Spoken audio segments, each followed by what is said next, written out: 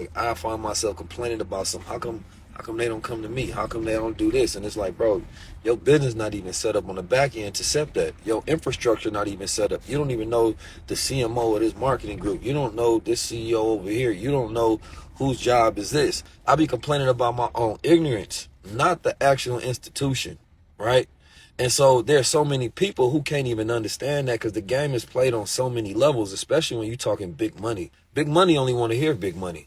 But at the same time, there's a game to be played because if you do have control over media, narrative is so powerful that you can change the game to your rules. When you have power and you put yourself in position and you can move around the world and you have the ability to see the infrastructure behind the scenes, then you can go about building and creating your own infrastructure.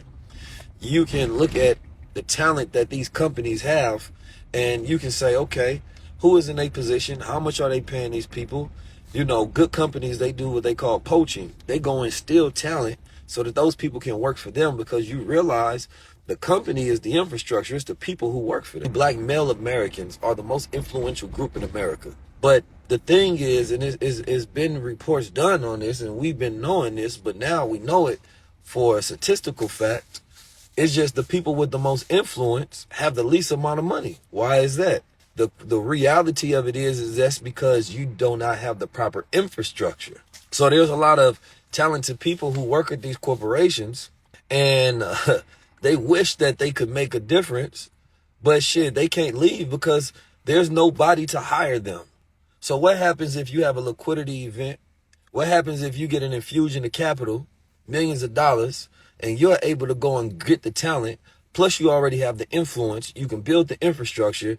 There's almost no goddamn business on this planet Earth that you can't compete with. But what happens is you get so powerful that you have an influence over the economy and politics in such a way, right, that you become unstoppable and everybody got to bow down to you. And this is specifically why they don't want to see black men in power. It's the only group that they fear in power. I don't care about no other group. Shout out to my sisters, but they don't fear you all in power. They fear black men in power because we are the most watched group on the planet Earth. There's literally, right, studies that show people watch black male content longer than any other content out there on the internet. We capture the attention of the world. So imagine if you got the attention, you have the influence, you have the infrastructure, the resources, the network. You are an unstoppable machine naturally. You are the only group on this planet that they fear rising and realizing their own power. You are the last to come in power, but you were the first that were in power. Without the budget and the infrastructure and the connections, our frustrations will continue to be protests that do not have power behind it. The goal for me now is how do we connect the economics to the protests and how do we give those who have the influence infrastructure so that they can create sustainable wealth building. 30% of students in 2019 said that they wanted to be YouTubers. That was before 2020. I'm sure the statistic probably around 50% because they see that they can utilize content as a career opportunity to make money. But we know that the CPM rates on YouTube is so low that, you know, and the censorship on a lot of these platforms is so high that black men can't even speak the way that they need to be themselves in order to create a sustainable living. We are the most censored group. And when you rise in position, of course, you become attacked. But here's the thing. That's why we and you know, our influence, and this is what we have to understand as black men and specifically black men and women. We are always trying to influence each other. We're always trying to influence each other. But our true power is influencing the world. Understand that. The true power is that we have the power to influence everybody.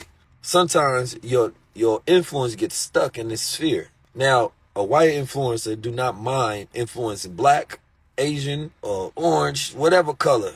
You think Joe Rogan only shares influence over whites? No, he has a large base of black people who watch him. Donald Trump don't just influence whites. He has a large base of black supporters who are going to vote for him. So the influence sphere has to be outside of just your comfort circle. And once you intentionally target, we influence the world, but we're not intentional the way we go after. They are intentional in the way that they come at us. It's real. They say, okay, no, we need the black audience. They have biggest sellers, consumers, blah, blah, blah. Say, advertisers to these people so that they can make money, because we can't get nowhere. We got to go through like a 10, 20-year phase. Like you feel me? To like 2044 of getting our values, our ethics, our morals, and our money together. We have to be strengthening, empowering, networking, communicating with each other. It's going to take a couple of decades before we ready and in position to really lead ourselves. And a lot of that is educating and learning the game that's already here, because there's already infrastructure in place that we can learn. And if we take that and we do it from our perspective,